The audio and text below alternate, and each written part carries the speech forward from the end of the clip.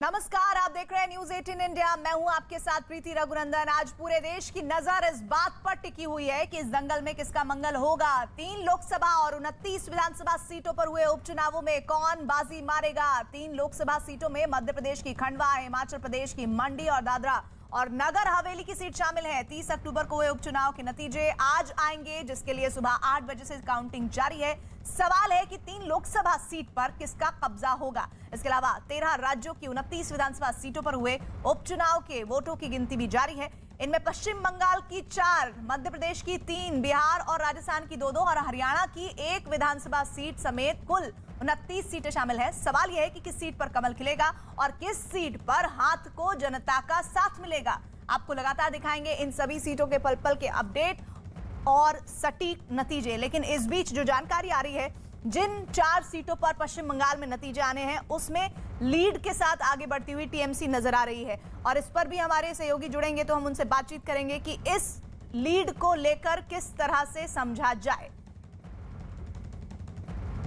और लालू यादव की एंट्री ने बिहार विधानसभा उपचुनाव को दिलचस्प बना दिया है। उपचुनाव को लेकर लालू प्रसाद यादव काफी उत्साहित हैं। दरअसल 6 साल बाद लालू यादव प्रचार के लिए उतरे थे। चुनाव के नतीजों पर लालू यादव का क्या कहना है, सुनिए।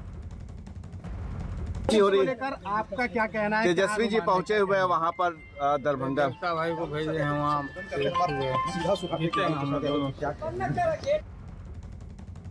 आरजेडी नेता तेजस्वी यादव ने बिहार की 2 सीटों पर हुए उपचुनाव में जीत का दावा किया और नीतीश कुमार पर निशाना साधा है। उनको भी सुन लीजिए। रिजल्ट में आप देखिएगा कि भारी मतों से हम लोग जीतेंगे, लेकिन प्रशासन या कुछ लोग अगर कुछ गड़बड़ी करेंगे तो हम यही हैं, इसलिए हम दरभंगा आए हैं और हमारी नज़र हर एक लोगों पर है। तो कोई भी गड़बड़ी होगी इस बार, धांधली, गड़बड़ी और जनादेश का हरण और चोरी जनादेश की हम एकदम नहीं होने देंगे। हम लोग हैं और हमारी टीम लोग हैं, हर एक लोगों पे नज़र रखे हुए हैं, किसी को घबराने की ज़रूरत नहीं। यहाँ कई मंत्री डेरा डाल के रखे हैं, उन पर भी हमारी नज़र है, सब लोगों पर नज़र है। वहीं बिहार सरकार में मंत्री रहे नंदकिशोर यादव ने भी दोनों सीटों पर जीत का दावा किया है। देखिए, मुझे तो पूरा विश्वास है कि बिहार जनता विकास के साथ अपने को जोड़ेगी और विकास माने एनडीए सरकार में जनता जिसको वोट देगी वो चुनाव जीतेंगे। लेकिन इन उपचुनावों के परिणाम से एनडीए सरकार पर कोई प्रभाव नहीं पड़ने वाला है। जो लोग सपना देख रहे हैं दिन में, वो सपना ही देखते रहेंगे। और इन उपचुनाव के नतीजों पर बात करने के लिए हमारे साथ हमारी बड़ी टीम जुड़ी हुई है। नीरज कुमार काउंटिंग सेंटर सिरसा हरियाणा से लाइव जुड़े हुए हैं। चंद्रमोहन कुमार लालू के घर से पटना से जुड़े हुए हैं। मनोज शर्मा बीजेपी दफ्तर भोपाल से लाइव हैं। भवानी सिंह कांग्रेस ऑफिस जयपुर से जुड़ चुके हैं। अभिषेक पांडे हमारे साथ सहयोगी जुड़ चुके हैं मुंबई से। साथ ही साथ हमारे साथ संजय भी है तेलंगाना में। किस तरह से करीमनगर में क्या क्या जानकारी आ रही है वो हम तक पहुंचाने के लिए। लेकिन सबसे पहले मैं आपका रुख करना चाहूंगी सिरसा का। इस वक्त मुझे बताइए कि किस तरह की स्थितियां बनती हुई नजर आ रही है। नीरज। प्रीति, सिरसा में एलनाबाद विधानसभा सीट पे पहले राउंड का नतीजा आ गया। 478 वोटों से आईएनएलडी के अभय चौटाला आगे हैं। दूसरे नंबर पे भारतीय जनता पार्टी के गोविंद कांडा हैं, वो करीब 500 वोटों से पीछे हैं। उनका दावा था कि उनकी जीत होगी। हालांकि अभी 15 राउंड बाकी है। कुल 16 राउंड है यहाँ एलनाबाद में और 15 राउंड का वोटिंग नतीजा अभी बाकी है, उसके लिए इंतजार करना होगा। लेकिन आईएनएलडी की तरफ से बार बार दावा किया गया था अभय चौटाला की तरफ से कि तीनों कृषि कानून पे उन्होंने इस्तीफा दिया है अपने विधायकी से, जिसके बाद उपचुनाव की जरूरत पड़ी। और अब जो है जो नतीजे आएंगे उनके मुताबिक उनके पक्ष में आएंगे, तो तीनों कृषि कानून के खिलाफ ये नतीजा मान रहे हैं अभय चौटाला। देखना होगा कि अंतिम नतीजा क्या होता है। लेकिन अभी जो शुरुआती रुझान है पहले राउंड के बाद, उसमें एलनाबाद से आईएनएलडी के अभय चौटाला करीब 500 वोटों से आगे हैं। दूसरे राउंड का नतीजा आपसे कुछ मिनटों के बाद आएगा। प्रीति, देखना होगा कि आईएनएलडी ये बढ़त बनाने में कामयाब रहती है या भारतीय जनता पार्टी और कांग्रेस के उम्मीदवार उनको पीछे छोड़ने में कामयाब हो पाते हैं। जो 15 राउंड बाकी मैं अब रुक कर लेती हूँ चंद्रमोहन का। नीरज, चंद्रमोहन, अभी तक सुबह से हम ये कवरेज दिखा रहे हैं, लेकिन जितनी हैपनिंग एलिमेंट्स आ रहे हैं बिहार से इस बायपोल्स को लेकर, और कहीं से नहीं आ रहे हैं, किसी स्टेट से नहीं आ रहे हैं। जरा बताइए। लालू यादव भी सुबह सुबह दिख गए, तेजस्वी का भी स्टेटमेंट आ गया और दूसरे भी पॉलिटिशियंस अपने स्टेटमेंट्स को दे चुके हैं।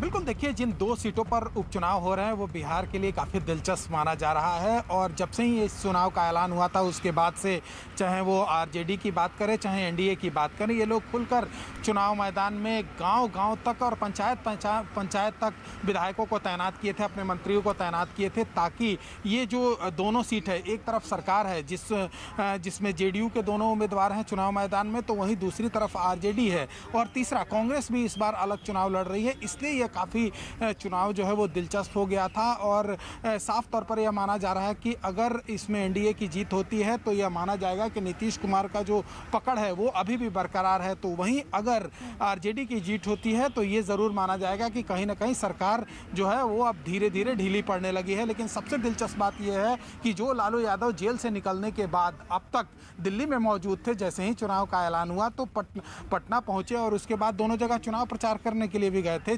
जाहिर सी बात है अपने कार्यकर्ताओं और अपने नेताओं के अंदर एक बार जोश भरने की जरूर कोशिश हो रही थी। मैं आशिका की बात भी जाऊंगी चंद्रमोहन, क्योंकि जानकारी मिल रही है कि जिन 4 सीटों पर नतीजे आने हैं उनमें लीड चल रही है टीएमसी को लेकर, और इस पर मैं आशिका तुमसे जुड़ूंगी। लेकिन इस बीच हरियाणा के ऐलानाबाद सीट पर हुए उपचुनाव के लिए मतगणना शुरू हो गई है। ऐलानाबाद सीट के लिए सिरसा के चौधरी देवीलाल यूनिवर्सिटी में ये हो रहा है पूरा प्रोसेस और एनएलडी अभय चौटाला पहली राउंड के बाद करीब 500 वोटों से आगे चल रहे हैं। फिलहाल बीजेपी और जेजेपी की तरफ से गोपाल कांडा दूसरे नंबर पर हैं।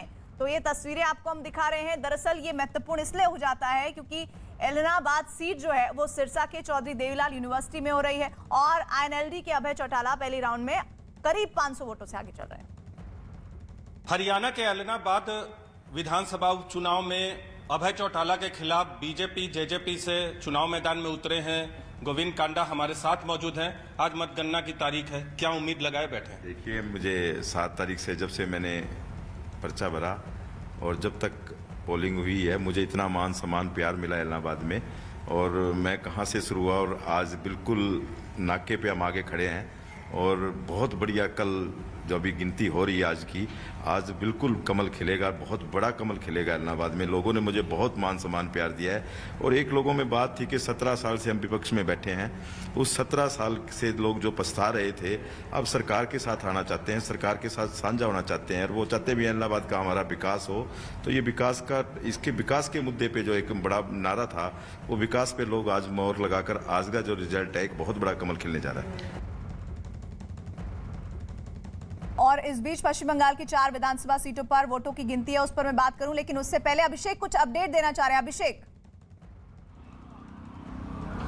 देखिए एक बड़ी खबर ये आ रही है कि कांग्रेस के जितेश अंतापुरकर वो दूसरे राउंड में 2293 वोट से आगे चल रहे हैं। खास करके बीजेपी के उम्मीदवार को वहां पर शिवसेना से लिया गया था, शिवसेना से बीजेपी में शामिल करा करके और उसके बाद चुनाव लड़ाया गया था सुभाष सावड़े को, लेकिन वो पीछे चल रहे हैं। और जो कांग्रेस के उम्मीदवार हैं जितेश अंतापुरकर, राव साहब अंतापुरकर की मौत के बाद ये सीट खाली हुई थी और उसके बाद कांग्रेस के लिए और अशोक चौहान के लिए प्रतिष्ठा का प्रश्न बना हुआ था। और अब खबर जो आ रही है कि दूसरे राउंड में 2293 वोट से आगे चल रहे हैं, यानी एक लीड दूसरे राउंड में बड़ी लीड है। पहले राउंड में करीब 1600 वोट से आगे थे, दूसरे राउंड में भी वो लीडिंग बनाए हुए हैं। यानी निश्चित तौर पर कांग्रेस के लिए प्राथमिक चरण में तो खुश होने की खबर है कि कांग्रेस कहीं ना कहीं अपनी जो सीट थी उसको रिटेन करने की तरफ आगे बढ़ रही है। हालांकि अभी काउंटिंग 12 से 13 राउंड और बाकी है, उसके बाद नतीजे फाइनल होंगे,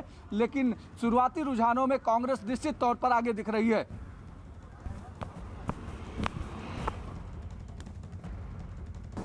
जी अभिषेक, लेकिन इस बीच एक और बात जो साफ हो रही है वो ये कि किस तरह से ये बायपोल्स जो है वो सत्ताधारी पार्टियों की सांसें जरूर बढ़ा रहे हैं। इस बीच में जरूर पश्चिम बंगाल की कुछ तस्वीरें दिखाना चाहती हूँ। पश्चिम बंगाल की 4 विधानसभा सीटों पर वोटों की गिनती हो रही है।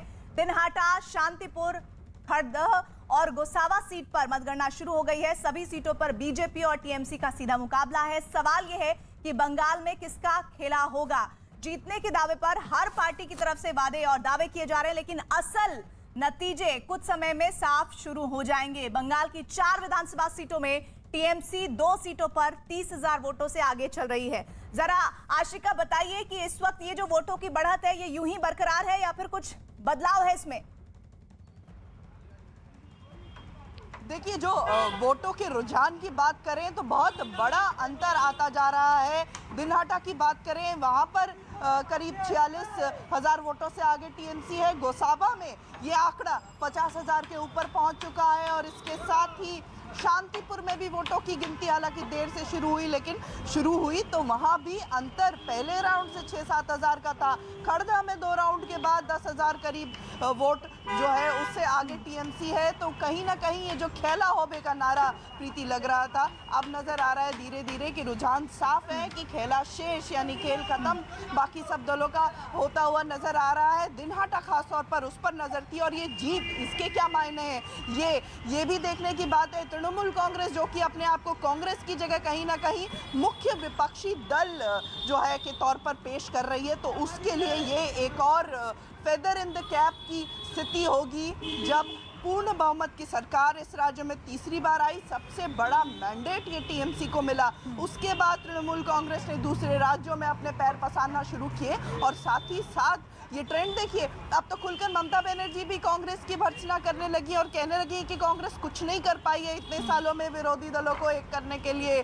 तो कहीं ना कहीं ये जो जिस तौर पर टीएमसी खुद को मुख्य विपक्षी दल का चेहरा बना करके पेश कर रही है, उसके लिए उनके लिए ये बहुत ही फायदेमंद। इसी के साथ मैं मनोज का रुख कर लेती हूँ। मनोज, मध्य प्रदेश में 2 घंटे से ज्यादा का वक्त हो गया है, जरा बताइए कि जो मतगणना की रफ्तार है वो क्या है और कितनी देर में नतीजों तक हम पहुंच पाएंगे? पोस्टल बैलेट में प्रीति जो थी उसमें सभी जगह बीजेपी आगे रही। इसके बाद जो पहले राउंड की मतगणना खंडवा, रैगांव, जोबट और पृथ्वीपुर, इनमें बीजेपी थोड़े से मतों से आगे थी। लेकिन एक सीट है जहां पर नेक टू नेक जिसे कहते हैं कि अच्छी खासी बीजेपी और कांग्रेस के बीच में रैगांव सीट पर एक प्रतियोगिता चल रही है। बहुत कम वोटों का अंतर है। हमारे साथ मैं बीजेपी ऑफिस में हूँ, बीजेपी के जो मीडिया प्रभारी भोपाल के मध्य प्रदेश के हमारे साथ हैं लोकेंद्र पाराशर। ये चुनाव तो सीधा सीधा कमलनाथ वर्सेस शिवराज सिंह चौहान का चुनाव है। कोई सीट अगर आपके हाथ की जो भी है, आप अगर हारते हो तो आप मानते हो कि आपके मुख्यमंत्री की लोकप्रियता के लिए वो सीट उसका पैमाना होगी, बैरोमीटर होगी? देखो, भारतीय जनता पार्टी में तो मुख्यमंत्री भी एक कार्यकर्ता होते हैं। इस नाते ये भारतीय जनता पार्टी और कमलनाथ के बीच का चुनाव है। कमलनाथ तो पूरी पार्टी को समाप्ति करने के बीजेपी और कांग्रेस के नहीं, बीजेपी और कमलनाथ का। हाँ, निश्चित तौर पर शिवराज जी तो हमारे कार्यकर्ता हैं, हमारे प्रतीक हैं, हमारे मुखिया हैं, लेकिन पूरी पार्टी चुनाव लड़ती है हमारे यहाँ ताकत के साथ। एक व्यक्ति चुनाव नहीं लड़ता। ये कमलनाथ नहीं है कि इस जमीन से आसमां तक मैं ही मैं हूँ, किसी को बचने ही नहीं दूंगा। ये भारतीय जनता पार्टी है, हर कार्यकर्ता के लिए काम, हर काम के लिए कार्यकर्ता है। आपको रैगांव में क्या लग रहा है? थोड़ा आपके दिल की धड़कनें तो तेज होंगी ना। रैगांव में तो आपके हाथ की सीट है, आपके प्रत्याशी की जो कोरोना की वजह से असमय मौत हुई थी, उसके बाद आपके हाथ की सीट कहीं चली ना जाए। नहीं, सीट जाने का तो प्रश्न ही नहीं है। पहले 2 राउंड में हम लोग आगे रहे हैं, तीसरे राउंड में कोई 14 वोटों का अंतर आया है, केवल 14 वोटों का। वो बहुत बड़ा अंतर नहीं है और हमारा आत्मविश्वास बहुत मजबूत है। हमारे कार्यकर्ता ने बहुत परिश्रम किया है। भारतीय जनता पार्टी ही रैगांव की सीट जीतेगी। बाकी 4 पे 4 सीटें जीत रहे हैं और लोकसभा में आप देखो जो 8 विधानसभा हैं, उन 8 विधानसभाओं में भारतीय जनता पार्टी आगे।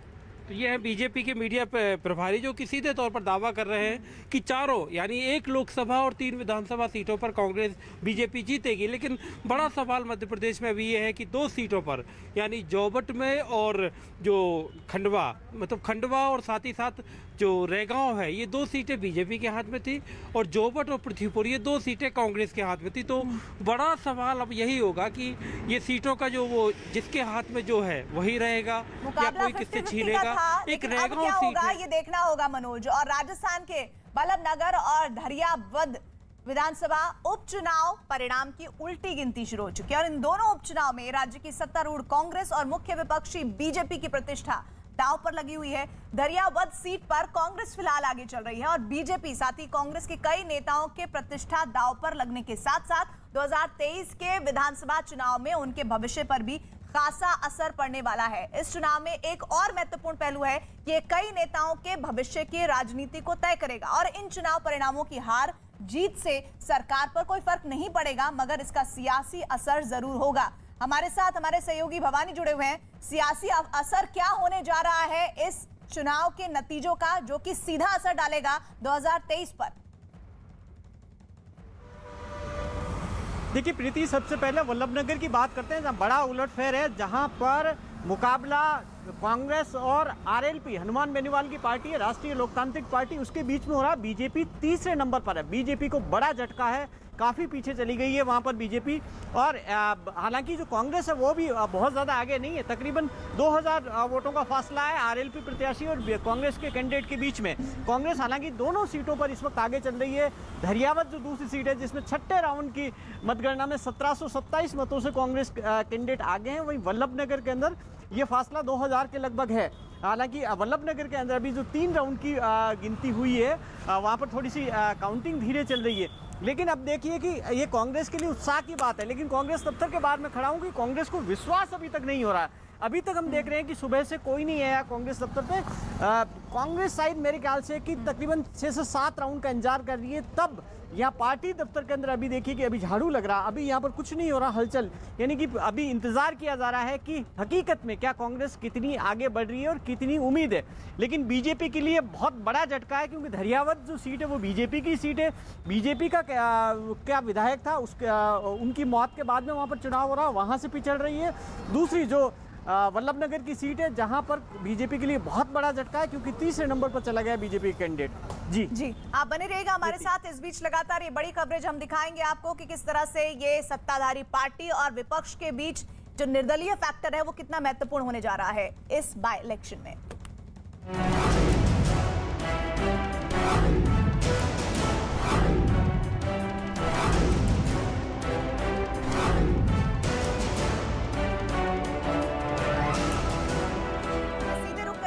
एलनाबाद का, जहां पर आईएनएलडी के अभय चौटाला मैदान में है और वहीं बीजेपी के और जेजेपी की तरफ से गोविंद कांडा चुनाव लड़ रहे हैं। और कांग्रेस के टिकट पर, जो कि गोपाल कांडा के भाई हैं, और कांग्रेस के टिकट पर पवन बेनीवाल ने यह चुनाव लड़ा है। इन तीनों ही कैंडिडेट्स को अगर मैं देखूं तो जरा बताइए कि लोगों के बीच लोकप्रियता के लिहाज से किसकी पैठ ज्यादा है?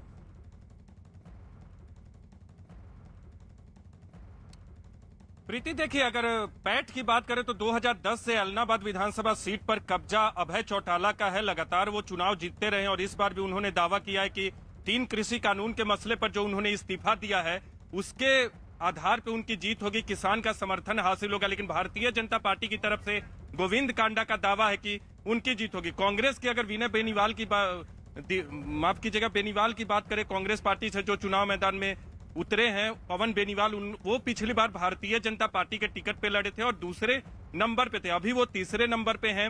अभय चौटाला के लिए ये सीट जो है बहुत चुनौतीपूर्ण है, क्योंकि उन्होंने इस्तीफा देकर दोबारा उपचुनाव लड़ा है और बीजेपी और जेजेपी की तरफ से उन्हें चुनौती तो दी गई है, लेकिन अंतिम तौर पे नतीजे क्या होते हैं उसके लिए थोड़ा इंतजार करना होगा।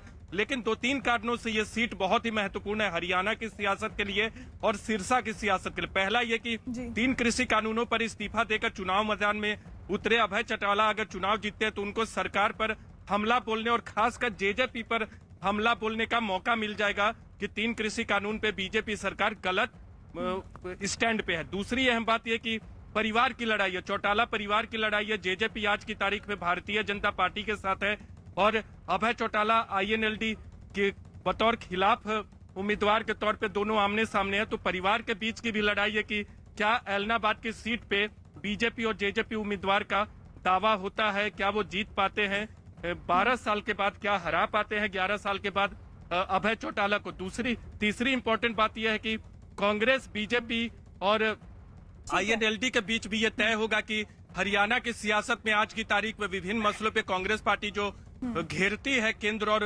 हरियाणा सरकार को। ठीक है, मैं आपके पास दोबारा आऊंगी और इस पर हम लगातार बातचीत और सटीक जानकारियां जरूर अपने व्यूअर्स से साझा करेंगे। आप सभी का हमारे साथ जुड़ने के लिए बहुत बहुत शुक्रिया।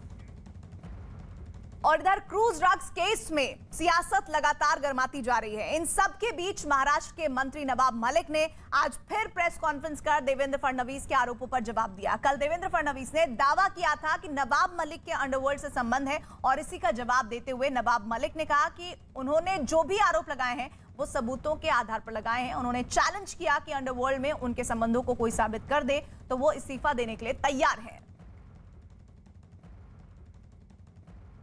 देवेंद्र जी, आपने कहा कि चार्जशीट को कमजोर करने के लिए नवाब मलिक वानखेड़े पर हमला कर रहा है। आप वकील हैं, वकालत की सनद आपके पास है, आपकी जानकारी है कि नहीं मुझे पता नहीं। एनडीपीएस एक्ट में 6 महीने के भीतर चार्जशीट फाइल करनी होती है और सजलानी और समीर खान वाले मामले में ऑलरेडी चार्जशीट फाइल है। तो ये आपका आरोप कि मैं केस को कमज़ोर करने के लिए आरोप लगा रहा हूँ, क्या इसके लिए आप माफ़ी मांगेंगे? देवेंद्र जी ने ये कहा कि मैं दिवाली के बाद बम फोड़ूंगा। आपको इंतज़ार करने की ज़रूरत नहीं है। कहा गया कि नवाब मलिक के अंडरवर्ल्ड कनेक्शन है। 62 साल का जीवन इसी मुंबई शहर में बीता। किसी माई के लाल में हिम्मत नहीं कि नवाब मलिक किसी अंडरवर्ल्ड से जुड़ा हुआ है, ये कभी उंगली भी उठाकर मेरे तरफ दिखा सके। ये कहना कि जिनके अपने घर शीशे के हों औरों पे पत्थर नहीं मारते, मेरे पास कोई शीशे का घर नहीं, ना मेरे पास कोई शीश महल है। और मुंबई से सीधे लाइव जुड़ रहे हैं हमारे साथ हमारे सहयोगी अभिषेक पांडे। अभिषेक, जरा मुझे ये बताइए कि हर दिन हम देखते हैं कि नवाब मलिक सामने आते हैं और एक बड़े बड़े आरोपों का जो बम है वो फोड़ देते हैं, लेकिन जिस तरह से वो अभी फ्रंट फुट पर खेल रहे हैं, आने वाले दिनों में महाराष्ट्र की सियासत पर ये ड्रग्स घूस जो मामला है वो कितना ज्यादा हावी होने वाला है? देखिए, ड्रग्स कूज मामला पूरी तरीके से अब सियासी हो गया है। जो इन्वेस्टिगेशन था, इन्वेस्टिगेशन में जिस तरीके से समीर वानखेड़े के ऊपर नवाब मलिक ने आरोप लगाए, उसके बाद समीर वानखेड़े अपनी सफाई देते हुए दूसरे कमीशंस हों या फिर अपने ऑफिसर्स को दे रहे हैं, उसके बीच एक इंटरनल इंक्वायरी कंडक्ट हो गई है।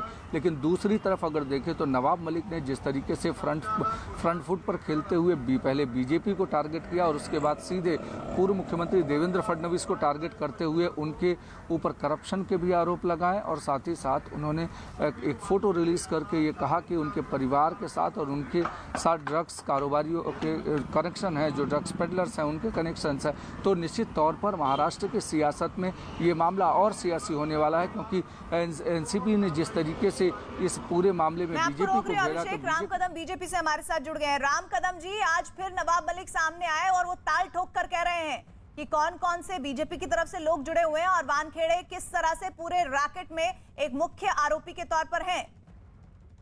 आपने देखा होगा कि 2 वर्षों से ये पूरी की पूरी सरकार किस प्रकार से आपराधिक मामलों में लिप्त है और किस प्रकार से धड़ल्ले से इनके वसूली के काम चल रहे हैं। आज पूर्व गृह मंत्री कल रात देरी से उनकी गिरफ्तारी हुई। पूरा देश ये तीनों दलों की ओर छींटू कर रहा है। उसके बावजूद भी कौन सा दागी चेहरा लेकर के रोजाना इनके मंत्री नवाब मलिक जी पत्रकार वार्ता कर रहे हैं। ये तो सीधे तौर पे प्रत्यक्ष अप्रत्यक्ष ड्रग माफिया का समर्थन है। अब देश सवाल पूछ रहा है, क्या ड्रग माफिया से आपको महीने की कितने करोड़ों की वसूली आती है? मुंबई जैसा शहर, वहां से वहां गए, एक महीने के 100 करोड़, यानी 5 वर्षों से 5 साल के 6000 करोड़, पूरे महाराष्ट्र से कितने हजारों करोड़, सारे डिपार्टमेंट को जोड़ो तो कई लाखों करोड़। ये सरकार चला रहे हैं या नोट छापने की फैक्ट्री चला रहे हैं? कर क्या रहे हैं? नहीं, लेकिन राम कदम जी वो ये कह रहे हैं, जो उन्होंने अपने फैक्ट्स में रखी है बात को, उन्होंने कहा कि एक ईमानदार अफसर 70,000 की शर्ट 2.5 लाख का जूता कैसे पहन सकता है। और साथ ही उन्होंने वानखेड़े के देवेंद्र फडणवीस के साथ रिश्तों की भी बात की है। वो ये बता रहे हैं कि पूरे मामले में सिर्फ और सिर्फ कुछ लोगों को फंसाने के लिए टारगेट किया जा रहा है, जिसमें अनिल देशमुख भी शामिल है। वहां पर ड्रग हिरासत में लिए गए, उसके बाद भी ये ऐसा कह रहे हैं कि ये साजिश है। इनको तो वाजे भी साजिश लगता है। वाजे के गाड़ी में बैंक में होती है वैसे नोट छापने की मशीन थी, तो वाजे साजिश कैसे हुआ? अब ये ड्रग माफिया, यहाँ पर तो खुलेआम ड्रग्स पकड़े गए, ये साजिश कैसे हुई? इनको साजिश करार देना इनकी मजबूरी है, क्योंकि साजिश करार देंगे तो ही ड्रग माफिया का संरक्षण और समर्थन होगा। संरक्षण समर्थन हुआ तो ही इन्हें वसूली आएगी। कि यही इसके पीछे का राज है। 2 वर्षों में जितनी बदनाम कई सारे प्रदेश है देश में, और महाराष्ट्र के इतना, ये सरकार के इतना कौन बदनाम हुआ बताइए मुझे। नहीं, लेकिन एक बात जो लॉजिकल कह रहे हैं ना, वो ये कह रहे हैं कि भाई बाकी आप एनसीबी के ऑफिसर्स को देख लीजिए, उनके कपड़ों के और बाकी तौर तरीकों के देख लीजिए, दाम देख लीजिए, और समीर वानखेड़े के देख लीजिए। इस पर आप क्या कहेंगे? नहीं, ये जो व्यक्ति विशेष जो आरोप लगा रहे हैं ये पूरी तरह से दर्दनाक है। देश देख रहा है कि ये सरकार पैसे के पीछे किस प्रकार से पड़ी है, पूरी तरह से दुर्भाग्यपूर्ण है, पूरी तरह से।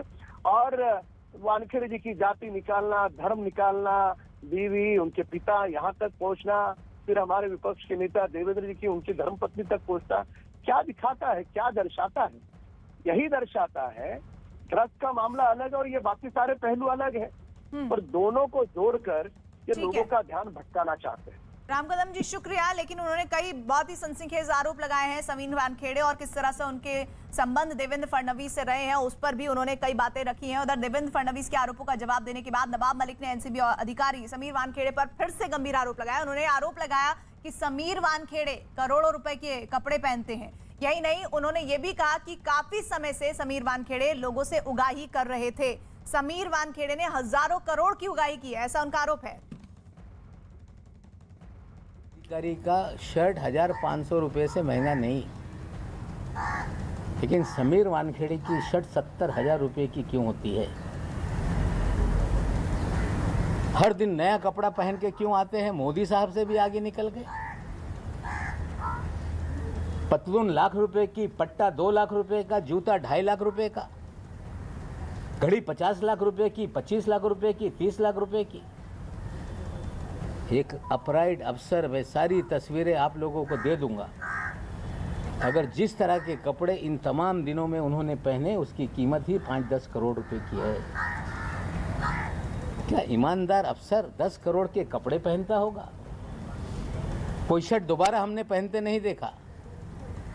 इससे बड़ा ईमानदार कोई हो नहीं सकता जो 2 लाख के हर दिन जूते पहने। इससे बड़ा ईमानदार कोई हो नहीं सकता जो लाख रुपए की पतलून पहने। इससे बड़ा ईमानदार कोई हो नहीं सकता जो 70,000 के शर्ट पहने। हमें लगता है ईमानदारी का पैमाना इतना बढ़िया है, ऐसे ही सारे ईमानदार इस देश में हो जाए। हम कामना करते हैं कि ईमानदारों का पाणी का पाणी झालं पाहिजे। ज्यांच्यावर गंभीर आरोप झाले त्यांच्याकडनंही सत्य आलं पाहिजे। जे माननीय मंत्री सरकारची ढाल पुढे करून ना कोर्टासमोर जात आहेत, ना विविध पोलीस यंत्रणांसमोर जात आहेत, ना शपथेवर कोर्टासमोर काही दावा दाखल करीत आहेत आणि 8 महिने ती माहिती त्यांच्याकडे नव्हती, लपवली का याची माहिती सुद्धा देत नाही आहेत। त्यामुळे माननीय नवाब मलिक जी यांची सुद्धा नार्को टेस्ट व्हावी, सच का सच, दूध का दूध, पाणी का पाणी समोर येईल। आणि म्हणून या सगळ्या प्रकरणात सत्याची कास जर या सरकारची असेल तर राज्याच्याच सरकारने दोघांची नार्को करावी। किंबहुना जर नार्कोपासून आरोप करणाऱ्यांना, लपवालपवी करणाऱ्यांना आणि ज्यांच्यावर गंभीर आरोप केलेत त्यांना, या दोघांना समान पद्धतीने राज्य सरकारने वागवलं नाही तर यात राज्य सरकारमध्ये बसलेल्या अन्य लोकांचा सुद्धा कटकारस्थानात हात आहे असा संशय बळावेल। आज मला एवढंच सांगायचं आहे।